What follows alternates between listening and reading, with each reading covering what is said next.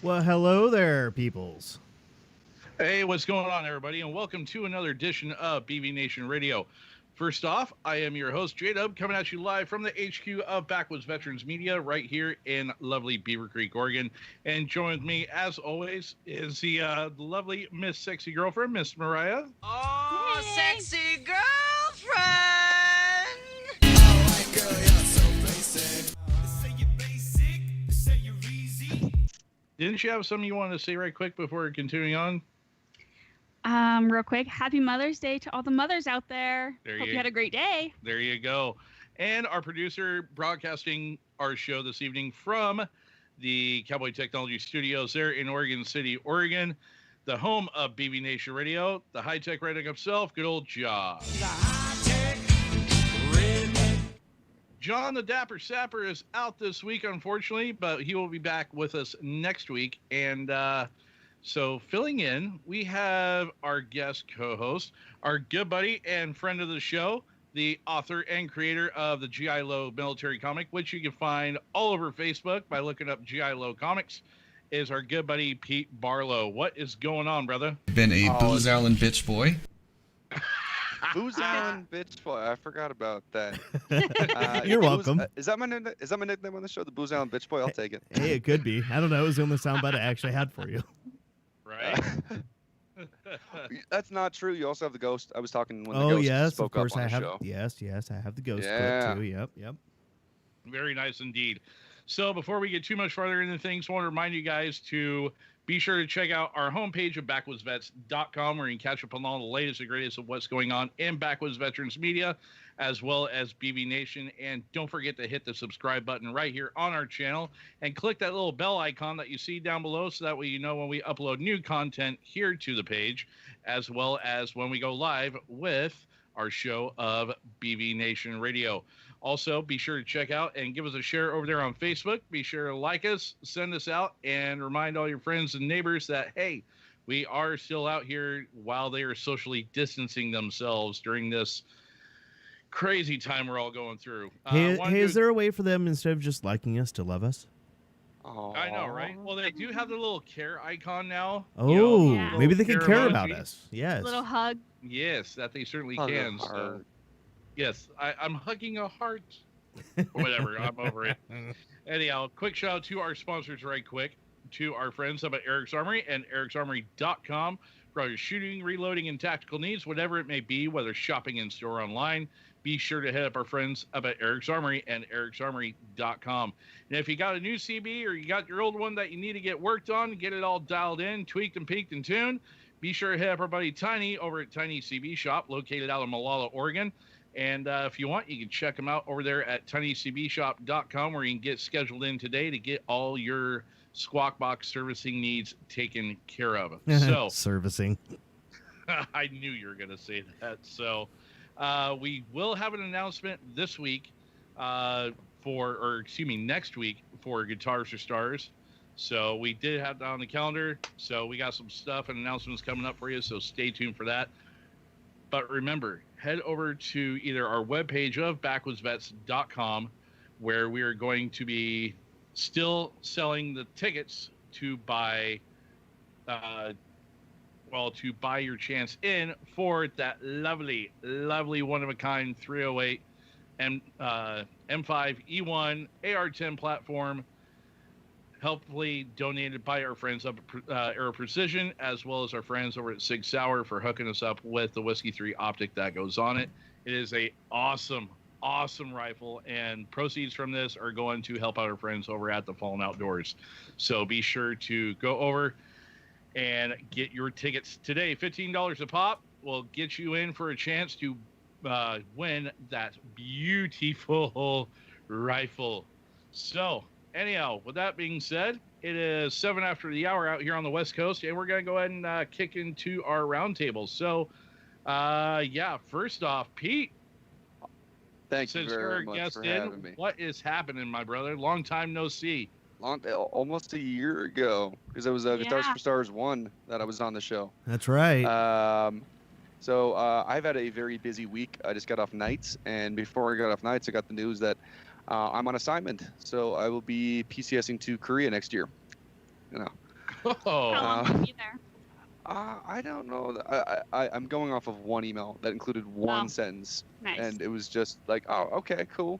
As I was, commiserating with before this show started, I was like, what is going to happen to the comic once I'm done being a drill sergeant? Because people like the drill sergeant love storyline, and I was like, okay, cool. He's going to Korea. We got culture shock. We got all that fun adjustment. There's endless storylines there. So excited about that. Other than that, I'm off nights, so I'm back on days tomorrow. Yay! Yay. The world of the living. right. I was saying it's about time. Yeah, it's good and bad being night drill sergeant, just because it's great because you can actually get work done because eventually the little soldiers go to bed. But the problem is you're the only one there, so during that 2 hours before they go to bed, you are the only person there bothering, and do not get it.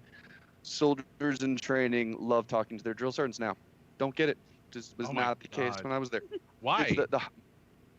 They never leave me alone. And Are you it's their just, buddy pal? Fuck no! Oh wait, do you have the buzzer? I think that was my first F-bomb. Yeah, I know, right? yep. I burned that. That is the biggest adjustment. Is when I was in Tradoc, we did everything we could not to talk to the drill sergeants. Now it's like, drill sergeant, I had a quick question. So like, what if I wanted to go airborne, but then I also wanted to go ranger? Can I do that like right now? No. Oh, drill sergeant, I was wondering, are my orders in? Okay, but I'm also locked out of my room. Also, drill sergeant, can you do a room inspection once you open up my room? Thank you. Oh my God! Wow. Yes. No high speed. You can wait till the morning like everybody else. Get your ass back into bed. Lights out. They got the brains of goldfish, so it's just you just constantly just. Drill sergeant, I ordered something online last night. It hasn't arrived. If I gave you the tracking number, can you look up I'll say, No, go you're away. kidding me. Ordered something Isn't online. that one you make a comic of? I have several comics. I could make a book about the male drama in my comic. It's just. Did you see my status about a soldier ordering a barber's chair? Oh yeah, I saw that one. I was Yeah. like, I know this wasn't one of my soldiers because none of my male soldiers ever get haircuts. It's just like, it's a very clear, safe haircut. Just get it short. Just what if I want to look like a Korean pop star? And it's just like, love of God. They look ridiculous. Like, I've also learned about the generation gap because when I first got there, I would tell people like, "Soldier, you need a haircut. You look like Johnny Bravo." I'm like, "Joe Sergeant, what's Johnny Bravo?" I was like, "Oh, ask Hey, your okay, mama." grandparents." You know. The one thing I've learned that will actually scare the male soldiers into getting the haircut is if I tell them they look like Justin Bieber, which some of them do. And it's like, oh my God, I don't want to look like Justin Bieber. Then just get a haircut that makes you look like a soldier, damn it. Right? It's like, come on now, get your shit in a pile, guy. Figure it out. So, anyhow, moving on along, we'll get back to more with Pete here in a little bit. So, Mariah, how was your week? My actual week was kind of typical work week. Go on. Friday night, I went out to take care of the horse. Go on. And found out that she had kicked clear through the wall, cut up her leg really bad and everything, and pulled the whole wall loose. And when I say kicked through the wall, she broke through a 2x12 by 12 foot board. Bruh. A strong horse? So Yeah. threw a quick bandage on it for Friday night, and then thanks to my mom and dad so much for all their help, we were able to get her bandaged and washed better yesterday evening, and until late last night we got done tearing the stall apart and rebuilding it. And knock on wood, I don't want to curse it, she has not kicked through the wall or kicked at the wall at all right now. I think the horse Tell you, already knocked on Mariah, wood for you. Damn it, Josh, I was going to make that joke. But yeah, it's going to be a long healing process on her leg that she kicked through the wall with because she pulled all the skin off. Yeah, So- it's not pretty. No. Not pretty at So all. her whole hind leg is bandaged up right now and everything. So that's what she gets for kicking through the wall, though. True. It is very true. And so I got done with that late last night, and this morning slept in a little bit, and then went over and spent some time with my mom and hung out with her. Yeah, you were running it close. I know. I Pretty was. good. But I made it. Yes, So yes, I you I did. spent time with mom, which It is Mother's Day. it is Mom's Day. So Happy Mother's Day to all the mothers out there. And by the way, Pete, I'm supposed to tell you, you have a great last name. That's coming from my mom. Your mom has good taste in last names. Well, I mean, Yeah. after all, that is her maiden name. Yes, it after all, is. so Oh, all right. We might be related. I don't know.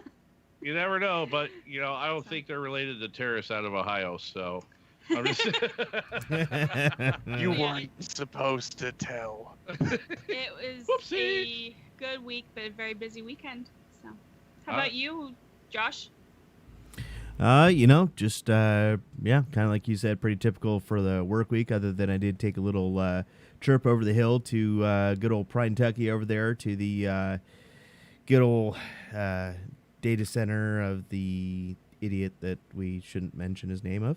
But anyway, did get an opportunity to stop and say hi to one friend of mine up the canyon, and then got to have dinner with our dapper sapper and his lovely girlfriend Katrina. So that was nice, and got to sit and BS with them for a while and all that, and made the trek back home. And not a whole hell of a lot otherwise, other than last night did go to a little campfire sort of deal and got to see some people we hadn't seen for a little while. So that was cool. Good to see our good buddy Tyler out there, and his wife Kim. So Yep. yeah, and of course the Dave was actually there, so that was good. And Dave's right here, man. that's right, and his wife Jen. So yeah, big shout out to them. Thanks for the invite there, and look forward to seeing you the next time. Exactly. So no, it was a good time going out and checking out, seeing those guys, seeing Dave and his wife Jen, and run into Tyler and Kim again. And it was funny because I took Ray with me, good old Randy Ray, our intern, and that was actually the first time that Dave has actually been able to meet Ray. And he was just like, holy crap. And it's funny because we're all sitting there BSing around the fire and everything. And Dave just stops everything mid discussion. He's like, Jesus. And Ray looks at him and goes, what's the matter? It's like, you are your father's son. You know that, right? It's like, He's a spitting image of you and younger. yeah, it's true. I mean, it's just a lot of mannerisms and everything else. And it's funny because of how much time he spent with his mom versus me. I'm not even going to lie. I didn't really get a chance to spend much of his time with him while he was growing up. So, but just to see the similarities and everything else, even I notice it, and it's hilarious. And now I know why his mom was always sending me messages on Facebook. Your son? Oh, really? Makes sense now. It all truly makes sense now. So, but it's cool having him around and everything else. Being able to get a lot of stuff done. So, anyhow, we're gonna go ahead and keep this train on a rolling. One Josh, thing real quick. what's up? I was asked, why did you flash everybody in Beaver Creek today, J-Dub? Because somehow, There's a some way, story here that we need to hear. yeah, it's fine. I don't care. Again, somehow, some way, a couple of toggle switches on the inside of my truck were switched on, and so my emergency strobe flashers I have on the back of my pickup, the roadside flashers, the big amber whoopee lights or whatever, were going off on the back, and I didn't even notice until Mariah calls me. She's like, hey, by the way, why are you flashing everybody? I'm like, what are you talking about? She's like, check your toggle switches. I look down, I'm like, oh shit, my bad. So Did you at least get some beads for the flashing? it would have been nice, but I finally understood why I was getting strange looks from people as they were driving by. So anyhow, so Josh, it looks like we got a bunch of people checking in the comments over here. You want to go ahead and give us some shout outs right quick? Sure. First of all, I'd like to say that the Harambe Keeper was first for the first time ever. So congratulations to him, Mr. Mickey Severson. Hi, We've Mickey. got Mr. Matt Crosby checked in with us. We got good old what's his face there? Carl! He's Hey, he's the in new with us. Daddy Carl. That's right, new daddy. Yeah. Now he's got more than one person to call him daddy. Anyways, Oh. so got Richie the Pimp Kings checked in here. Miss Kelly Jackson from Roseburg, she's here with us as well. We Nice. got Matthew Jackson, Mr. Harley joined us. Yep. Good to see you again, buddy. And scrolling on down the line, Kelly Bomer's here with us as well. Says Shazam, Shane Shazam, on Shazam. his alternate. What's that? Says Shane Bomer on his alternate account because he's in Facebook jail right Yeah. Yeah. now. Oopsie. That'll happen. Oh, and would you look at that? Miss Disaster Potential. She's Yeah, here. AKA Miss Queen DP. Glad to have Yeah. you checking Yeah. in. She actually made it off the mountain by herself without having to get rescued. So congratulations. goodness. Oh, wait, no, and she Jade says, Jade Lopez is here with us as well. yep, she says, here with my girlfriend Stephanie. All right. Oh, cool. Wait. Whoa, your girlfriend? pictures, video. Do you need somebody to take video? I'm on my way. Oh my goodness. Josh is like, all right, the show can run without me. We'll be all right. That is awesome. So, all right. Well, thank you folks all for tuning in. Do greatly appreciate it. So please, if you haven't done so already, share the show out so that way we can help grow our audience, and remind folks to please hit the subscribe button and hit the bell, because we cannot do this show without you guys. You guys are what makes this show as good as it is. And the more input and the more help we have from you guys, the better the program we can put together for you all. So, anyhow, moving right on along, what do you say we go ahead and jump into our next segment with the outdoors, shall we? This outdoor segment is brought to you in part by Eric's Armory. And now, for your outdoor segment host, How neat is that? That's pretty neat. But standing in for Johnny this week is J-Dub. Yay! Thank you. What? Anyhow, all right. Thank you, Mariah. Appreciate that. So, again, big shout out to our outdoor sponsor of our friends over at Eric's Armory and ericsarmory.com. Be sure to check those guys out. With those guys, they help contribute to our outdoor segment every week. So, big shout out to them up at Eric's Armory and ericsarmory.com.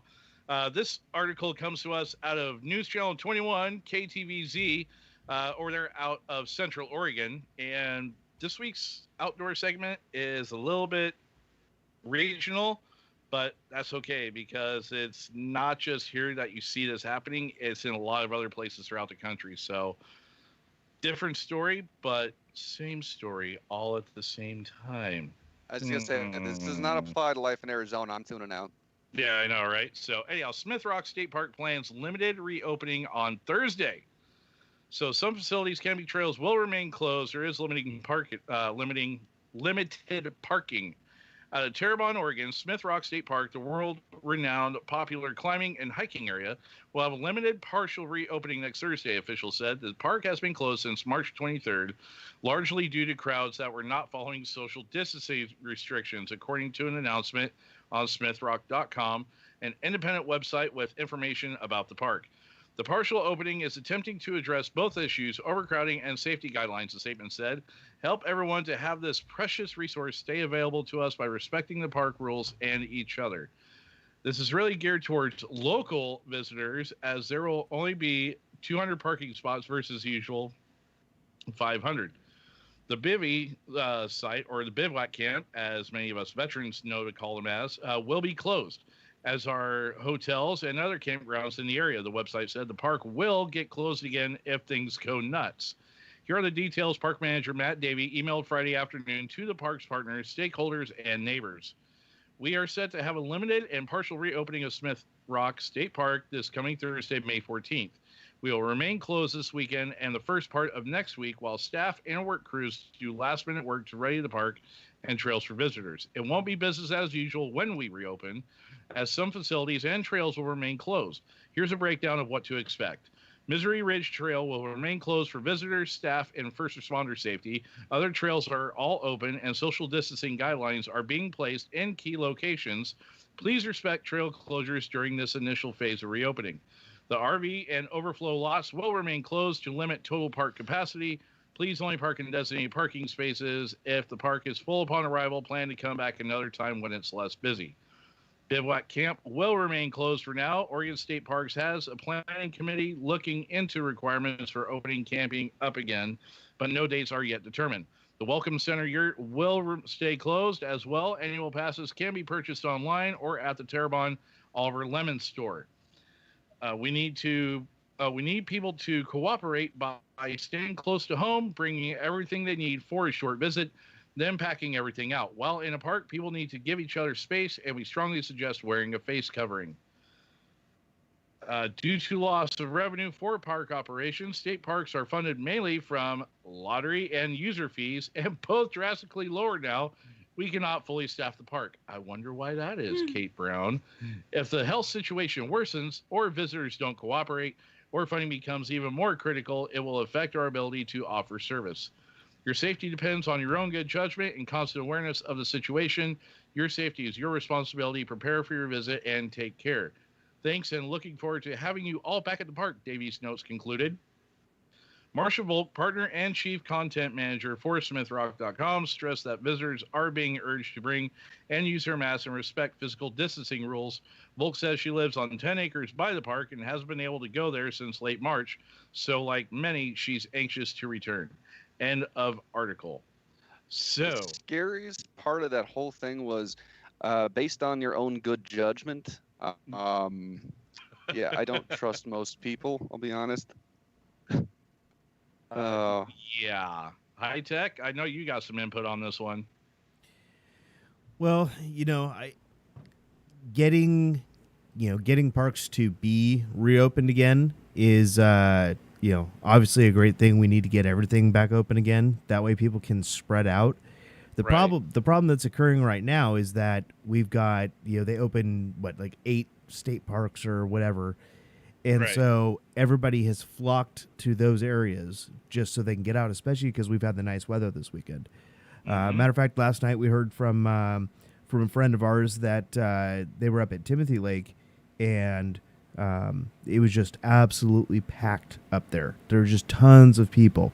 And, of course, all of the normal day use and all that kind of stuff is shut down, so you can't really spread out very much. I mean, you can walk in, whatever else. But, parking-wise and stuff like that, I mean, everybody's kind of right on top of each other, So without a real full reopen, I think you're going to you're going to continue to see a lot of these facilities being packed, and as far as some of these these areas that they're still limiting or have closed down, I think those are going to be back pretty soon. So At least that's the theory. And where is Pete going? Oh my goodness. He grabbed an empty cup. He is flat out said, "Screw it, I'm out. I'm done." I guess so. Wow. And I can see a lot of that happening because people are tired of being at home or out in their own yard or something. They want to get out and do something, get out and about and socialize some. And I can see a lot of this happening around. Well, it's going to be interesting to see how this all plays out. A question that came in through my messenger Mm-hmm. is, Pete, how has COVID affected you guys down there? Are you seeing the same thing or not? Not remotely. Everything is exactly as it was back in February. No, I was just if you follow my comic, I'm trying to do my best to document how insane everything is right now. Right.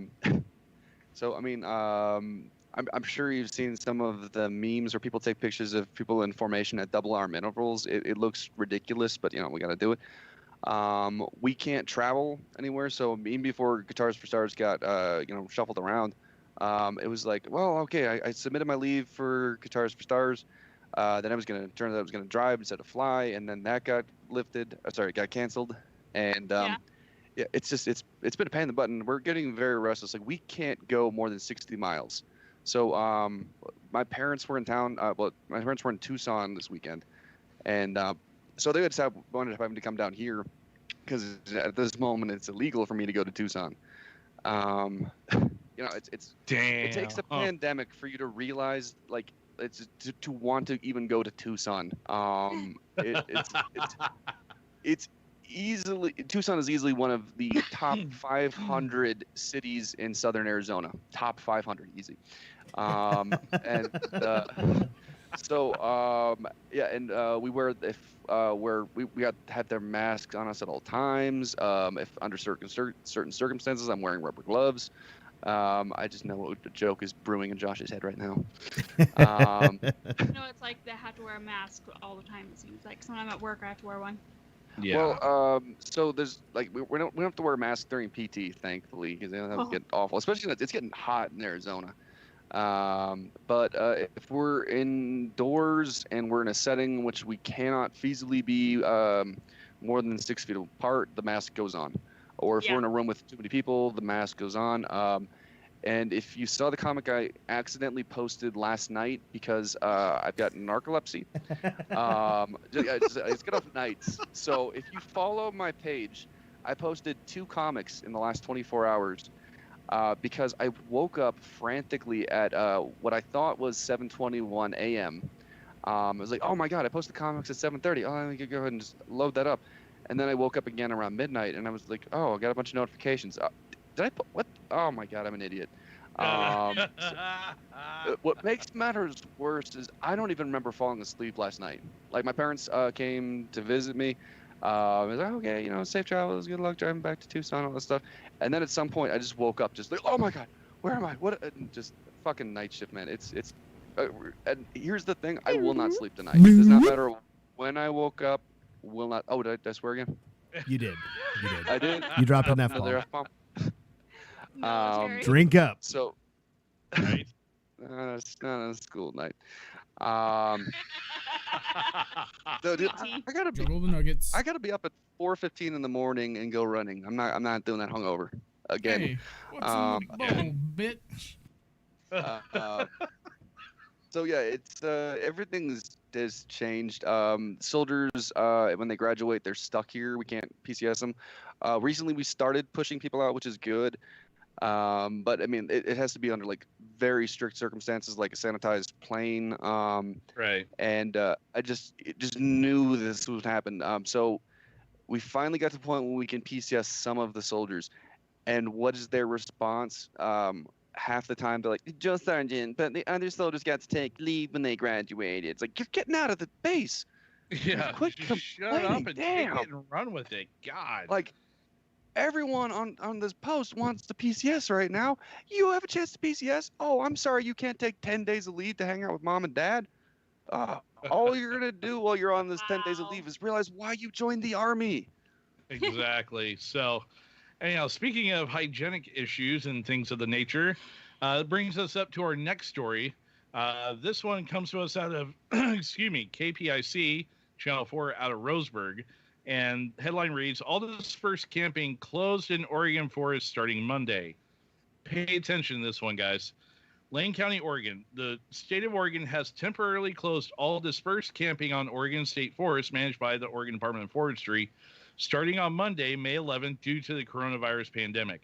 Dispersed camping areas typically do not have restrooms or garbage disposal, and campers are expected to pack out everything they bring in and properly dispose of human waste.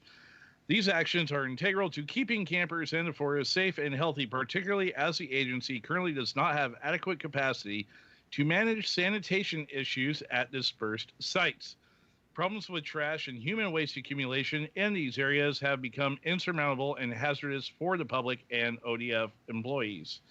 The closure applies to dispersed camping on the Tillamook, Clatsop, Santiam, Sun Pass, and Gilchrist State Forests, as well as all other lands managed by the Oregon Department of Forestry. ODF expects the closure to last several weeks while additional resources are brought on to clean the areas and make them safe for the public use again. There's no date set for reopening dispersed camping. Excuse me. The agency had previously closed ODF-managed campgrounds and day use areas. Forest roads and trails remain open. I will say that again. Forest roads and trails remain open.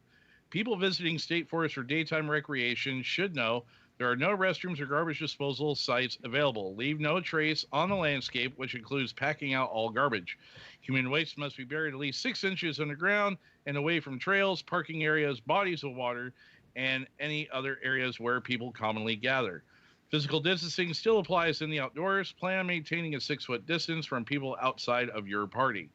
And you are encouraged to wear a cloth face covering when interacting with others. Plan on recreating elsewhere if social distancing is not possible due to crowding. Due to restroom closures, you are strongly encouraged to bring personal hygiene supplies with you, such as hand sanitizer or soap and water.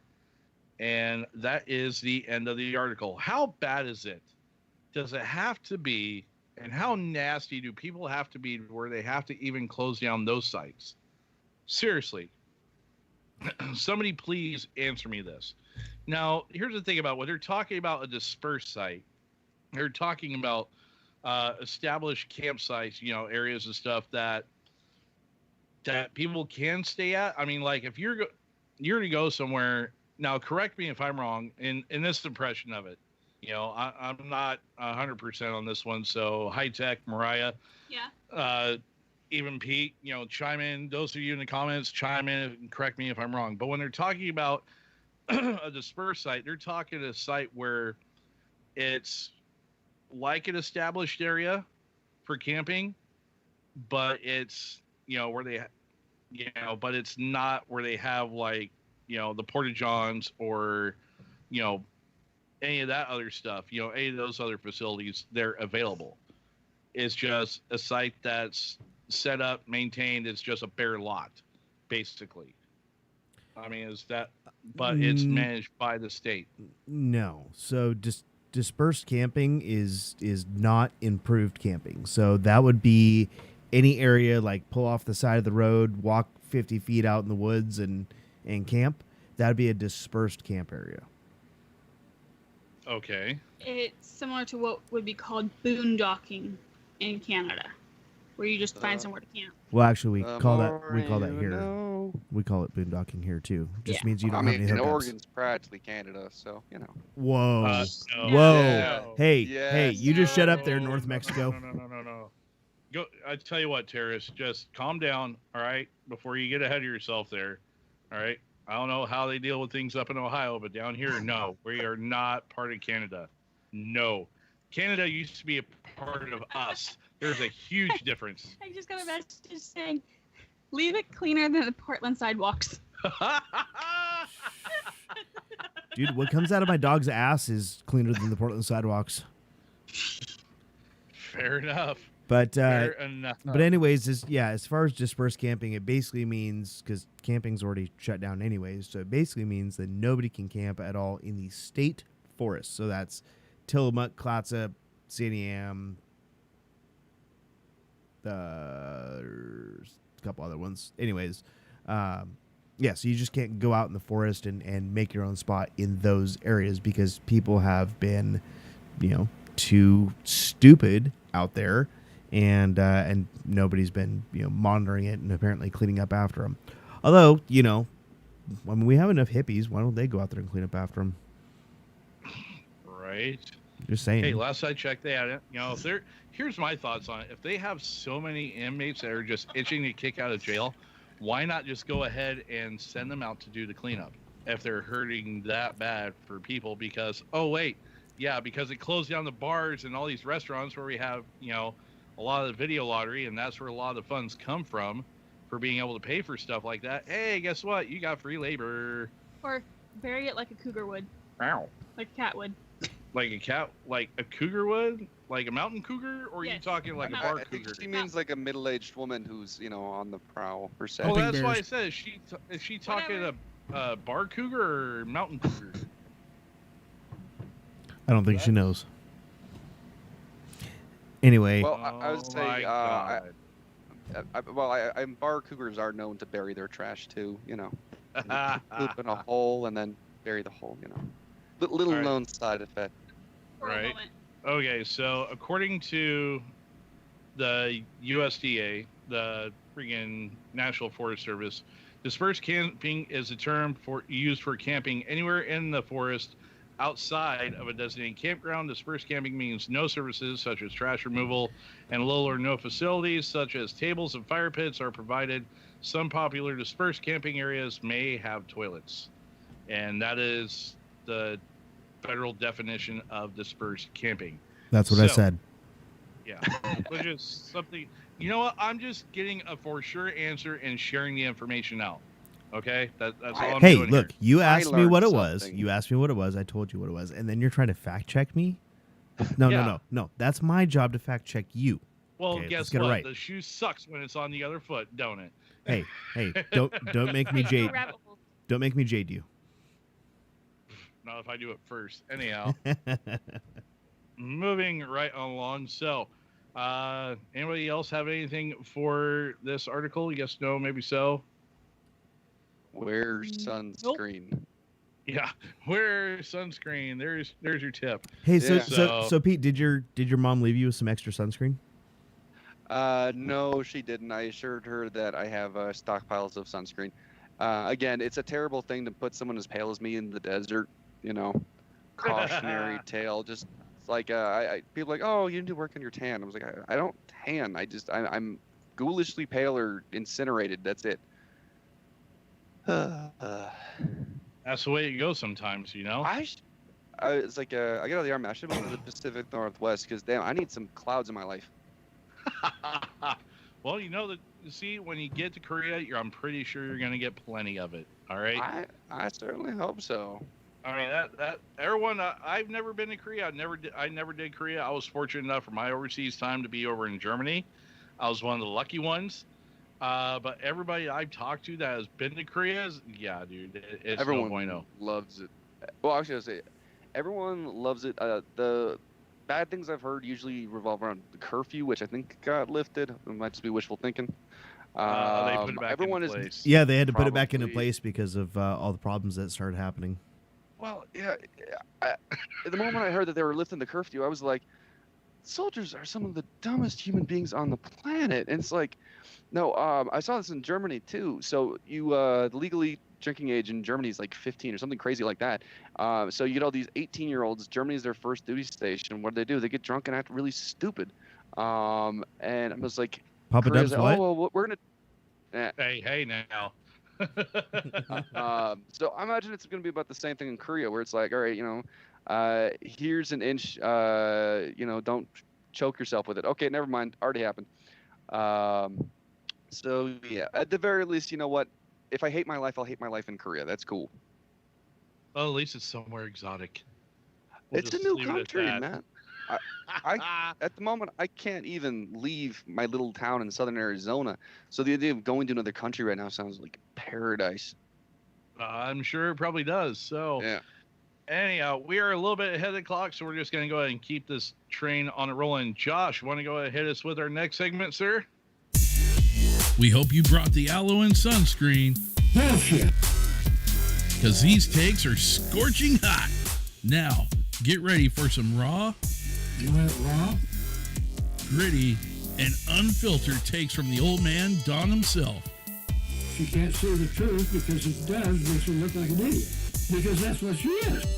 These are Pop's Takes, right here on BB Nation Radio. Bullshit. All right. Well, before we get into things, I actually just had somebody shoot me a message and just remind me, by the way, for you folks here in the state of Oregon, they're looking to do hunting this fall. Coming up Thursday, Friday. Friday is the deadline for putting in for your control tag applications. So just a reminder, folks.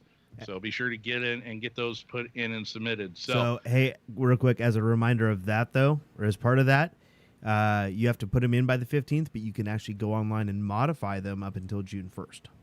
Yes, that you certainly can. So, alrighty. Well, thank you for that, good sir. Appreciate the chime in on the update. So, Pops, what's happening, old man? Well, I just got home from visiting with my daughter and her husband and grandkids, and had a nice barbecue outdoors at their place out on the farm.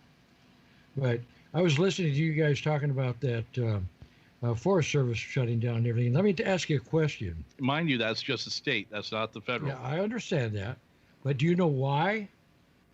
Don't you understand that they found out that the people that get out there in the outdoors and out in the fresh air are not getting that virus to the point where they're hospitalized or dying? What? 66% of those that have got sick and died in New York City or New York are people that were stay-at-home people that had not been out.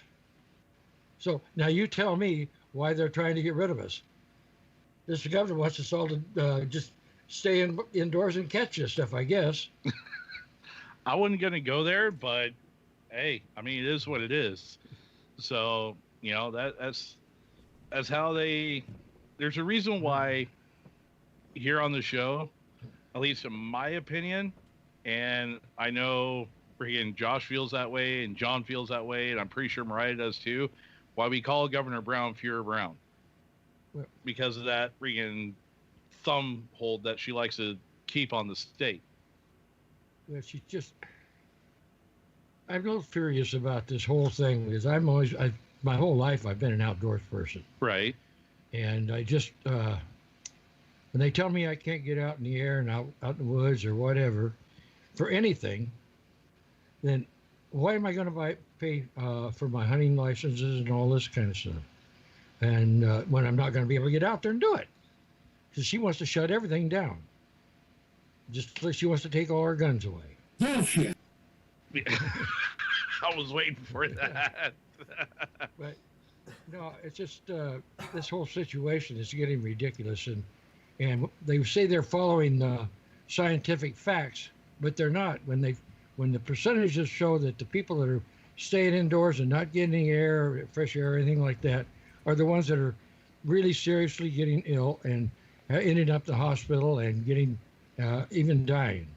And it just, where are they listening to the facts then? They say they're listening to the facts and we're going with scientific facts, but they're not. They're going by what they want scientific facts to say.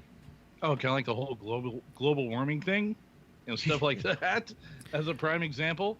Well, haven't they been doing that for years? Well, that's what I'm saying. It's just Absolutely. another excuse. It's just another case of an excuse to shut down the people. And I guess they don't like to hear that because I've been told to shut up several times. Who told you to shut up? I imagine probably a few people have, but you know, Mom. when has that ever stopped you though? It hasn't. It never will stop me. And that's what I'm saying. When does it ever stop you? I'm pushing 80 years old, and nobody's, I've lived long enough and done enough and paid my dues enough that I figure I'm going to say it like it is, and if they don't like it, then they can just go jump in the lake and not come up. Put it for lack of better terms, but how we usually have you on record saying is usually what? They're bullshit. Bullshit. But I'm just tired of these people trying to say they're doing scientific facts and all this, and 99% of the time they're wrong. They're not looking at the facts. They're looking at the facts that they want the facts to be, so that they can control everybody. They're power hungry. So I found some interesting information that in fiscal year 2018, NIH, the National Institutes of Health private organization, was allocated $37.3 billion in appropriations from the federal government. Mind you, that's with a B, folks. Bravo, billion. So, Pete, what do you got to say about this? Bullshit. Sorry, I wasn't. I thought this was. I always thought the pop stakes were pre-recorded. No, man. Well, they were before, but since we've been dealing with this coronavirus and having to do the whole social distancing thing for everybody coming from separate households and all this and that, since my studio is here at the house, hey, why not have the old man right here since he's just literally right down the hall listening to the show? It's like, no, guess what? You come in there and we can do this live. I suppose that's more practical. Hey, how's it going, Pops? Well, it's going great. We had a great day today, being out in the wood, out in the. Yeah, I heard. I had a nice barbecue with the family up there, and it was great. Sounds awesome. You know what's funny though is I remember Pete's first true exposure to the Oregon outdoors was some random jackwagon shooting a squirrel, turning its head into pink mist out in the front driveway. He's like, "Oh my God, nobody's gonna call the cops." It's like, dude, do you realize where you are right now? Are you all you people like that out here? Most of us. My favorite part of that whole thing was so it was after we did Friday Night Debauchery. And so you just like would occasionally do like a smoke break or something like that. And then like I went out and joined you after we did the show. And there's a squirrel hopping around with like a little like bullet hole in its head.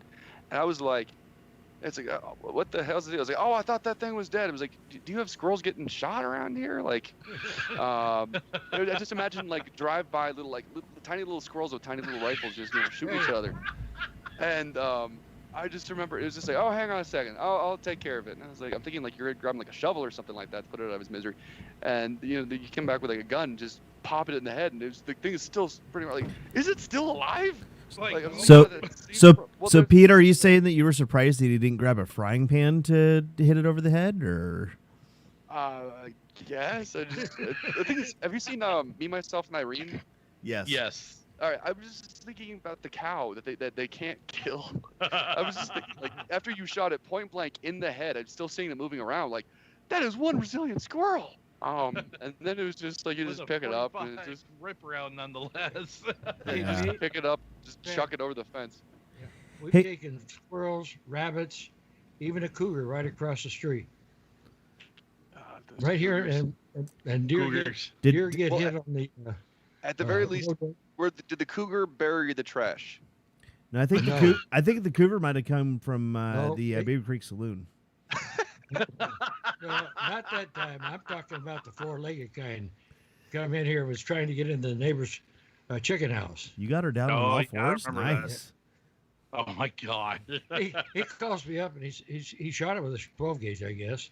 And he called me up and he says, you want to come take a look at this and tell me what it is? He's a city dude, okay? Just moved there for a while. And I go over there and look at it. He thought it was a bobcat. I said, when did you ever see a bobcat? Big goddamn bobcat. With a 4-foot tail on it? Well, I don't know. It was a big kitty. It was a big kitty. Meow. And I said, now all you got to do is take care of it. He said, well, what do I do? I said, dig a hole out there and put it in it. Unless you want to eat it. Because a lot of people do. You went wrong. I'm not real wild about cat meat, but some people are. Theodore Roosevelt thought it was the best eaten in the world.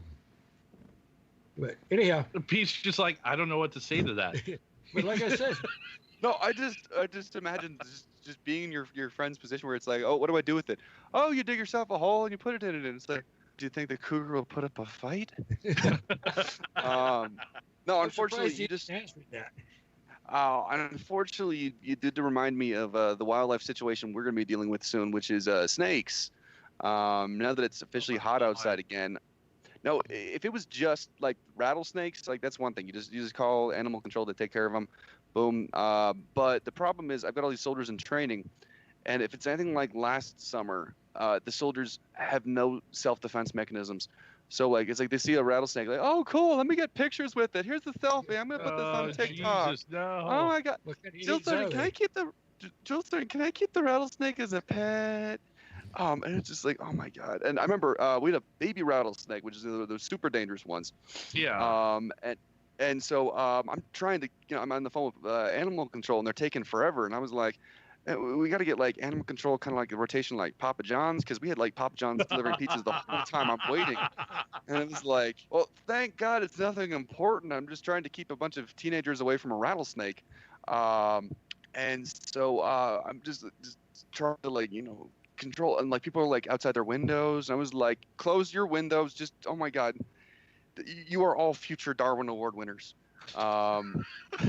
And so yeah, I had to call animal control a couple times last year on rattlesnakes. We're not allowed to like kill them or anything, so it's just more importantly, we aren't allowed to let our soldiers get killed, and so it's a full-time job. Yeah, you think? Yeah. One of the responsibilities comes with the brown round, my friend. Do not let the trainees freaking die on your watch. All right. What they do after they leave that station is on them. But while they're there, them that all the time. Just with everything, it's like they'll come on with just stupid plans. I'm like, here's what you're gonna do. You're gonna PCS. You're gonna sign on this unit, and then you're not my problem. You can do whatever you want.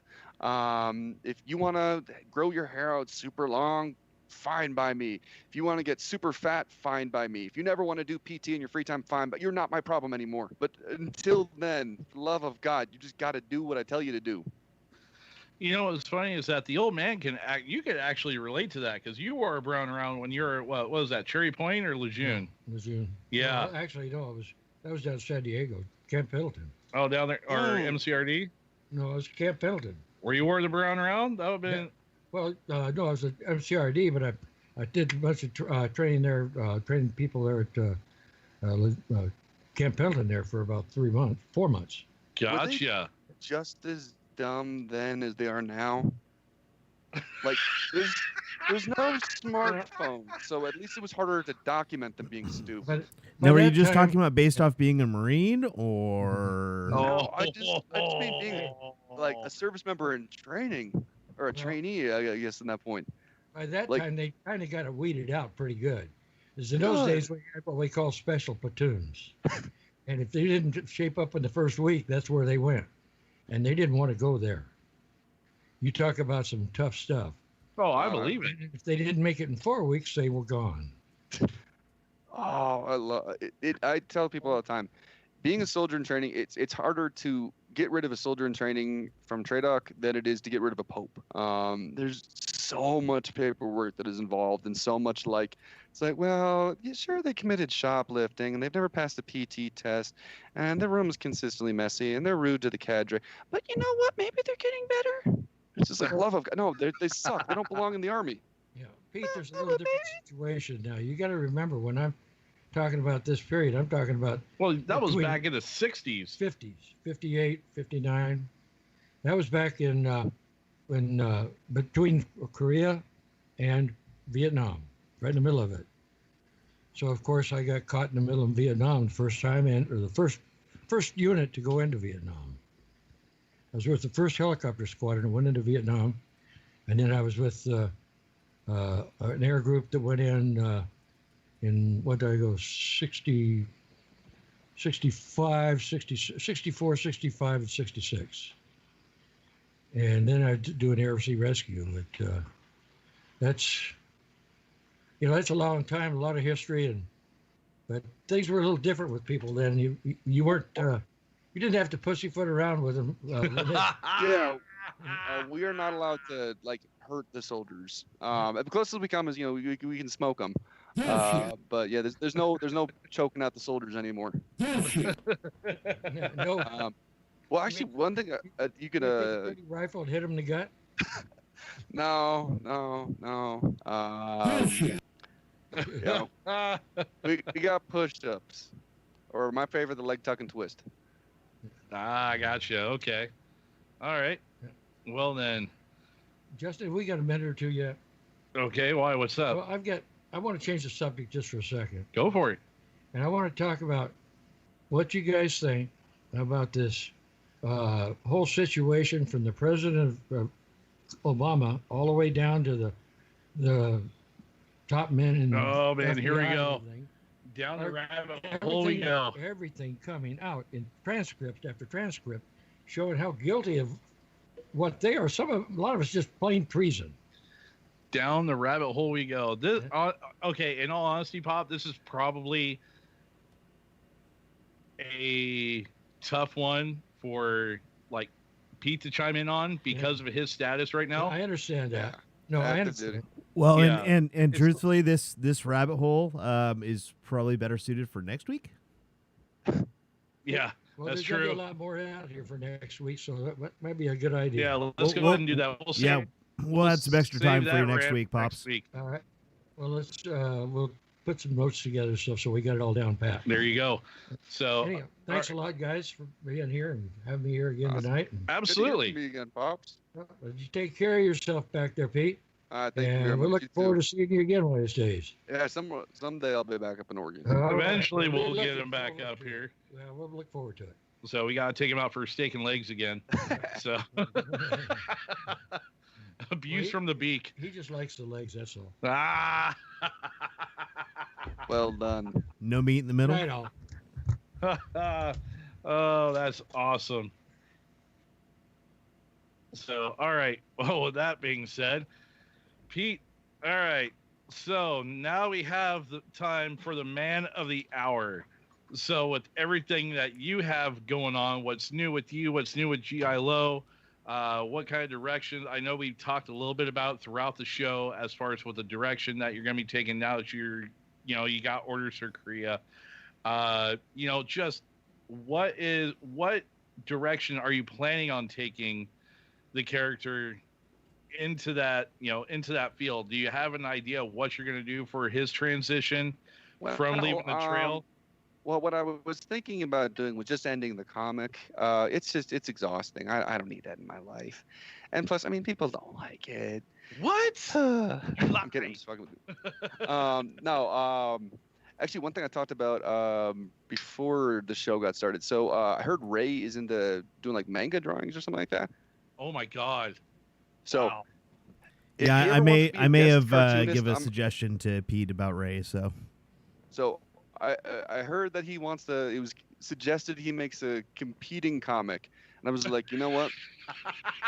I think a better alternative is to join forces. So, like I said, if Ray's listening and you ever want to do a guest cartoonist spot in my comic, you are welcome to it. Well, fuck it up, Randy. So the current direction in my comic, I mean, I'm so thrilled to have an interesting upcoming assignment, because like I think one of the best pieces of advice I ever got for the comic was actually a very condescending email from the guy who writes Terminal Lance. But he was basically saying, if there's a dozen comic strips out there that are just Blarg the Army, there are millions of meme pages that are just Blarg the Army sucks kind of deal.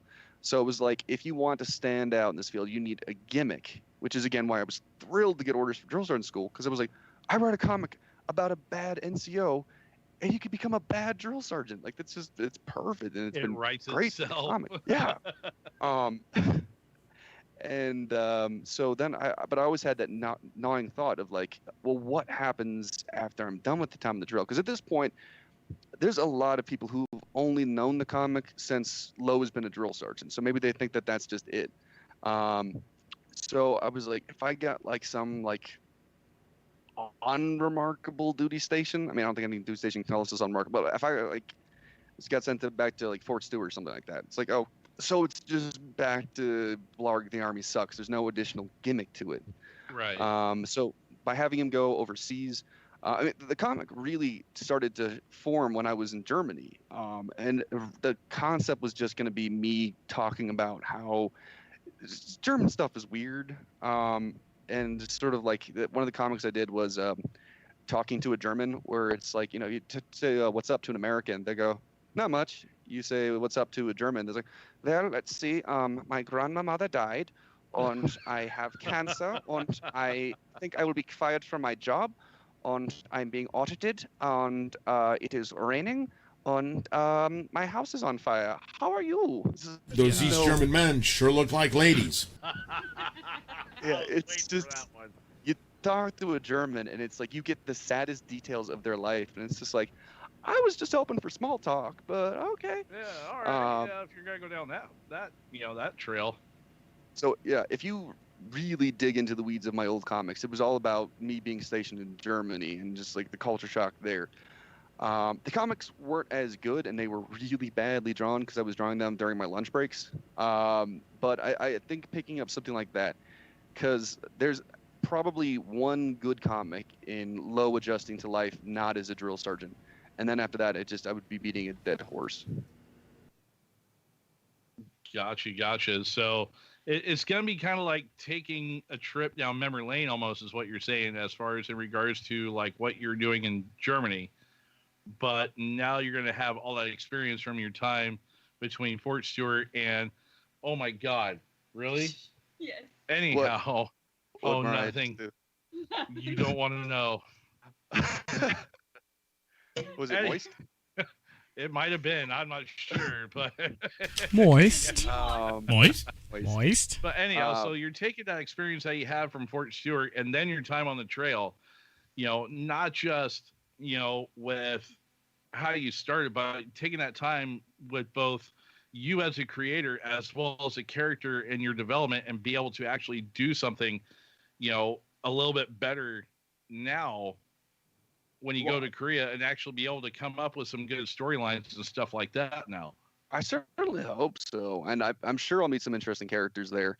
I mean, almost everyone cycles through Korea at some point. So will we have reoccurring characters? Or one thing that I could definitely do something about is if one of Lowe's soldiers in training got stationed in Korea too, and just that awkward, like, hi. Yeah, I know that feeling. That's how it was when I first got to Germany. I showed my first duty station over in Europe, and I'm there for like a month. And who do I run into? Oh, guess who just so happens to pop in and is a PLDC instructor in the schoolhouse across the street from my barracks. Oh, that's right. It was my freaking drill sergeant from basic training. Did he remember you? Oh, yes, he certainly did. Oh, yes, he certainly did. And then what's even worse is that, like, not even 6 months later, I'm actually in a schoolhouse for my battalion, and we're doing cross-training with different companies and stuff. And lo and behold, guess who one of the instructors is? And for the PLS portion of the training, oh, guess what? It just so happened to be one of my drill sergeants from AIT. And I'm just like, I was like, Fort Leonard Wood has come back to haunt me like tenfold, man. I cannot get away from these guys. But, it's a small army. It really is. Yeah. And a lot of people don't realize, yes, it's large. Not everybody is going to know anybody, but over time, your chances just keep getting better and better. You're eventually going to run into somebody that you once served with or knew beforehand.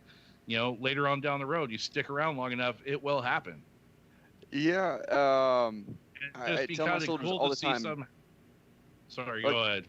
Oh, you're good, man. I tell my soldiers all the time, don't make enemies in TRADOC, because you're gonna see some of these people again, and guess what? They might be your raider. My memory. So when I was in the AIT, we didn't have drill sergeants, but we had platoon sergeants, and they'd all been drill sergeants, so they still had that chip on their shoulder without the brown round. And so I tell people we had 6 platoon sergeants in my company. One was a first sergeant at my last unit. One I deployed with. And one was my NCOIC at Fort Stewart. And it was like, so again, don't piss us off because then we'll remember you.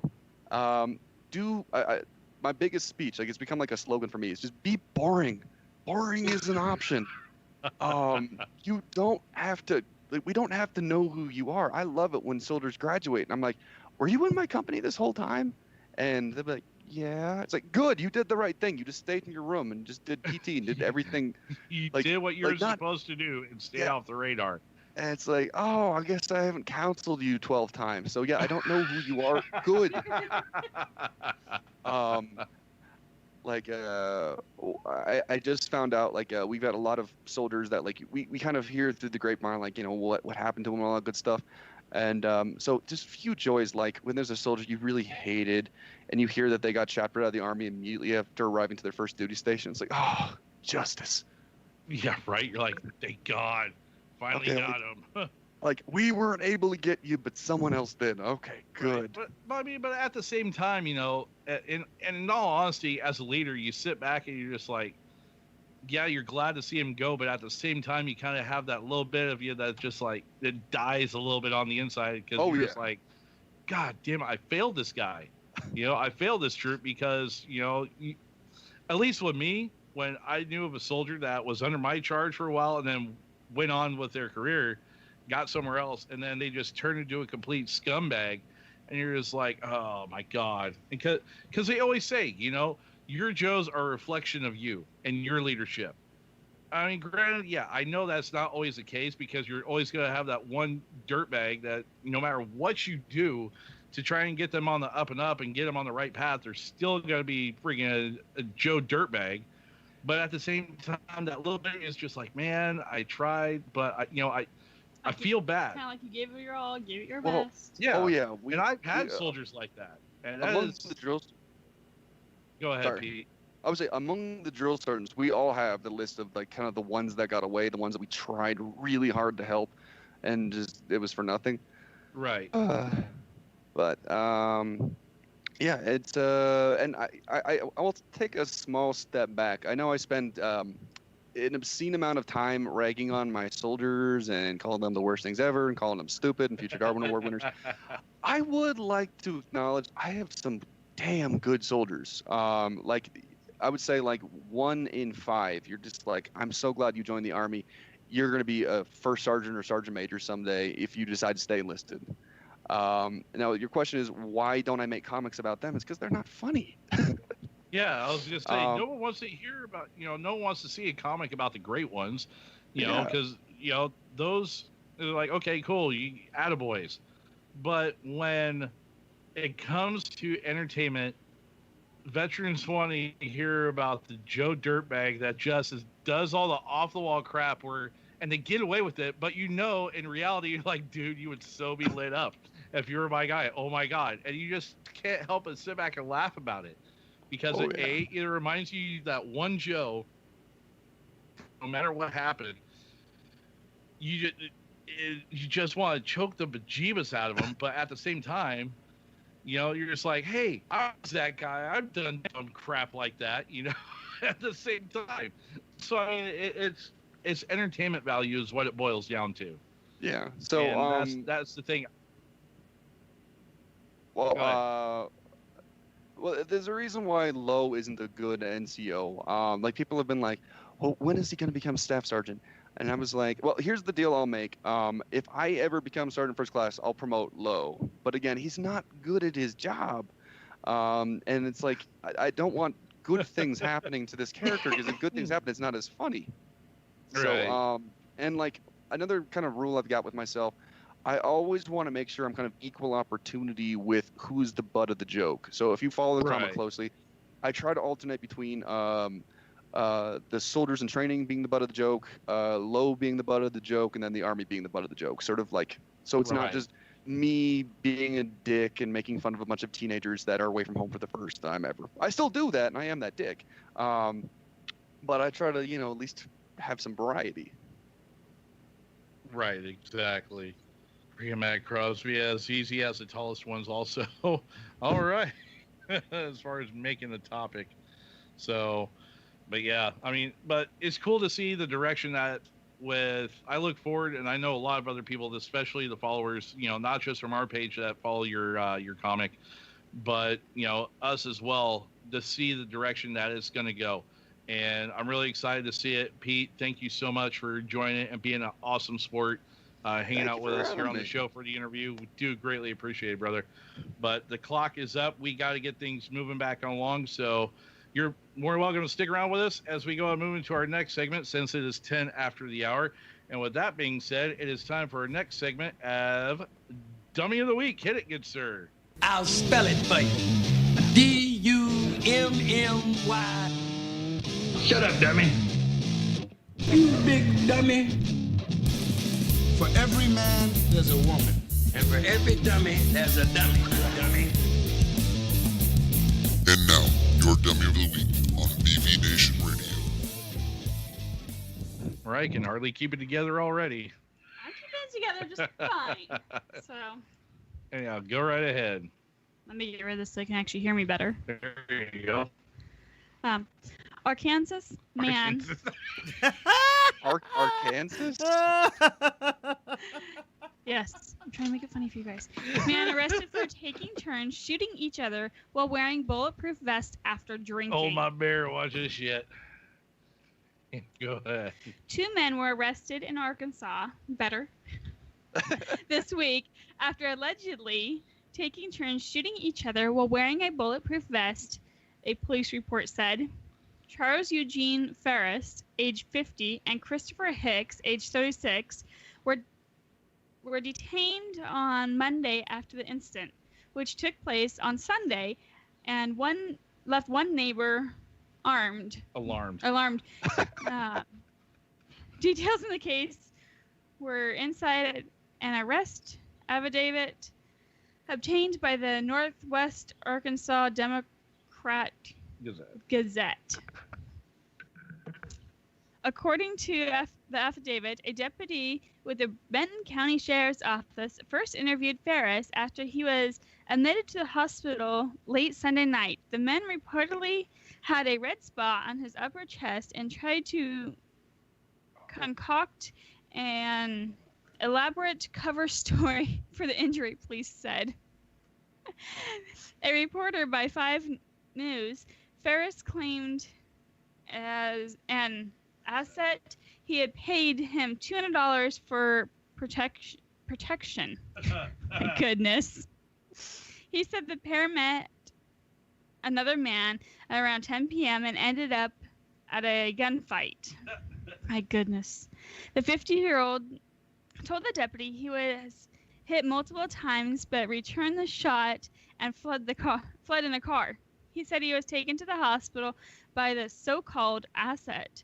Later, he admitted making up the tale in an attempt to protect his friend, the Northwest Arkansas Democrat Gazette reported. Louis Ferris, the man's wife, he had a different recollection of the event. She told police that he had been drinking outside their home with his neighbor Hicks when the gunfire erupted. The couple's residence, right? The couple's residence is located in Rogers, a city in Benton County. When confronted by investigators, the husband changed his story. According to the affidavit, he confirmed that they were drinking and playing with a bullet-resistant vest. After asking Hicks to shoot him, he was hit in the chest with a .22 caliber semi-automatic rifle, leaving the mark. The local media outlet, Kirk TV, reported Ferris asserted that he had been left pissed about the injury and then unloaded the clip into Hicks, who by this stage was wearing the vest. The friend was struck 5 times in the back. Luckily, none of the bullets pierced the material. One local neighbor told 5 News he was concerned about his children who live nearby. I have 3 kids. 2 of them still live at home, right next to them. They shoot as many as 50 to 100 rounds at a time. I just want to make sure it's not just left hanging, no charge. There is There has to be something done about it. If nothing is done, it could escalate to into someone getting seriously injured. Maybe someone that is not on their property, he added. Both Ferris and Hicks were arrested on suspension of aggravated assault, a Class D felony, which carries a potential penalty of 6 years in prison and a fine of up to $10,000, 5 News reported. No formal charges have been filed, and the pair were released yesterday on $5,000 bond. The two men are currently scheduled to appear in Benton County Court for a hearing at 8 a.m. on May 13th, according to a local media outlet. And I went ahead and put their picture up here. End of article. Oh my God, these two look like a couple of winners. Let me tell you. It's just... Why would you say, "Hey, dude, shoot me"? So apparently Hicks is on the left and Mr. Ferris is on the right. And oh my Lord, what a couple of winners there. They live in Arkansas, so I bet that's what they do for fun there. It's like, hey, what do you want to do tonight? I'll get drunk and shoot you. Like, again? You know, but at least they're using a 22. Even with a 22 and a bulletproof vest, they're lucky that it didn't hit somewhere else or anything like that with their head or in their head or whatever, or something. Well, I'm thinking like fatal because they were drunk. Yeah. Who plays with a firearm when you're drunk? Idiots. Hello, ring ring. Yeah, I just said idiots. The people of Arkansas. Yeah, it doesn't mix. You know, they're this. lucky that they're both alive at this point. So this reminds me of back when we were in high school there, J-Dub. Yeah. Z100 had put out that that album. There was that 3 or 4 CD album or whatever. And one of the bits that was on there was a bit of, and it was a news story. It was a real news story from Kansas of basically the same thing happening. Mm-hmm. Except I think they were trying to shoot a beer can off each other's head or something like that. Yeah. Yeah, I believe that's what it was. They were shooting beer cans off each other's heads. What is with that area? I don't know, I man. I just got a message saying, well, maybe they were social distancing at 6 paces from each other. But only one of them could draw. Apparently so. Good God almighty. And that, friends, is this week's Dummy of the Week. Holy crap. German's hair. Just so damn. Anyhow. Yeah. So we're going to get ready to wrap this show on up. It is 17 after the hour here on BB Nation Radio out here on the West Coast. And with that being said, we're going to go ahead and start things off with our good buddy Pete. We'll let you close us out with your final comments and thoughts, good sir. You're up first. Boring. Do not get, this is to my soldiers, but also to everyone. Do not get drunk and then shoot each other, Kevlar or otherwise. Tell you what, if you choose to get drunk and shoot someone, at least ensure they're wearing their Kevlar. You know, it's safety first. At least you know they were rocking PVE. All right, so they had that going. So again, I don't think that they necessarily are the dummies of the week because they were taking precautions.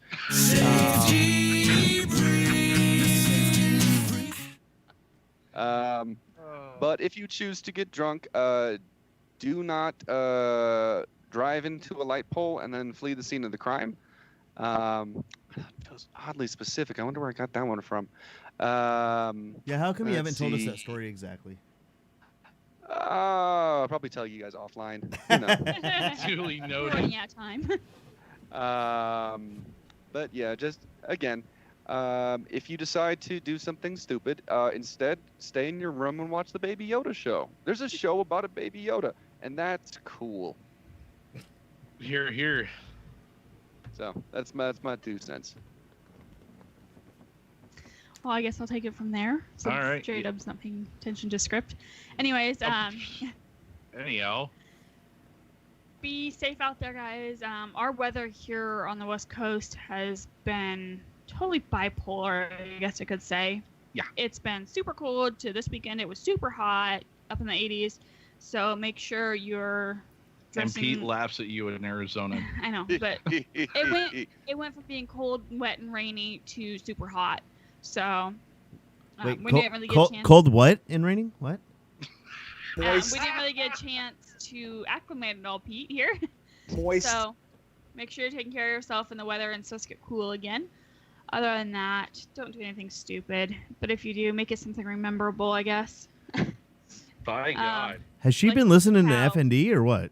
I guess so, man. Someone's been paying attention to their safety briefs finally. I mean, obviously Carl doesn't, because I mean he just reproduced, but that's besides the point. So other than that, congratulations to Carl and Kaylin on their new baby boy. Congratulations, Carl. What a heck of a Mother's Day gift that is for Kaylin too. Right? She's not pregnant anymore. Yay! I think I saw her post that. Well, she did give the child the eviction notice here. What? Sunday. Yeah. No, it was Friday. Or Friday, whatever it was. Yeah. Other than that, I hope all the mothers out there have had a great Mother's Day and everything. And other than that, have a great week, guys. All right. High tech. You know, I'm going to have to go right along with Pete there and say that if you're going to shoot yourselves or shoot your buddy or whatever, Kevlar would probably be a good thing to be wearing if you are so choosing to do that. You know, and again, at least we're, you know, Darwinism here, right? We're just throwing it out there. Natural selection. We're getting rid of the people we don't need, apparently. So yeah, just go ahead there, Kansas and Arkansas. You keep up that action. Keep that right on up. Arkansas. But anyway, yeah. You know, as like Mariah was saying, you know, the weather's a little bit bipolar. So it looks like we're going to be having about another week of rain going on here. But I think I did see the high is supposed to be around like 70s, something like that. So yeah, so it'll be a nice rain. But yeah, just stay safe out there, people. And as the parks and all that kind of stuff are opening up, you know, do your best to get outside, get outdoors, you know, and you know, go take a walk, go work off some of that Corona food belly you got going on there, and that goes for me included. I gotta get out there and start taking some walks and some runs and working off a little bit of the excess potato chips and whatnot. So yeah, be good, people. We will talk to you next week. There you go. So, all right, everybody, thank you again for tuning in this week. We do greatly appreciate it. Thank you to Pete Barlow from GI Low for coming on and joining us this week. Always a pleasure to have you on, brother. You're more welcome to come back anytime you like. And thank you to our sponsors. First off, to our friends up at Eric's Armory and ericsarmory.com, as well as our buddy Tiny over at Tiny CB Shop for helping keep the lights on here on the show, as well as other shows here on the network. So, I will talk to you guys on Tuesday night for the Fence Line Country over there on the Spreaker app. And the only place where you can comment along live with the shows over there on Spreaker.com. Just look up Backwoods Veterans Media and click on the Fence Line Country or Friday Night Debauchery, whichever one it is you happen to be tuning in for. So anyhow, I will talk to you guys on Tuesday night. Thank you very much once again. Take care, everybody. We will talk to you next week right here on BB Nation Radio. Same time, same channel. Don't forget to subscribe and hit the bell. We will talk to you guys here later on. In the meantime, Jade out. Night, everybody. Bye-bye. This has been another episode of BB Nation Radio here on Backwoods Veterans Media.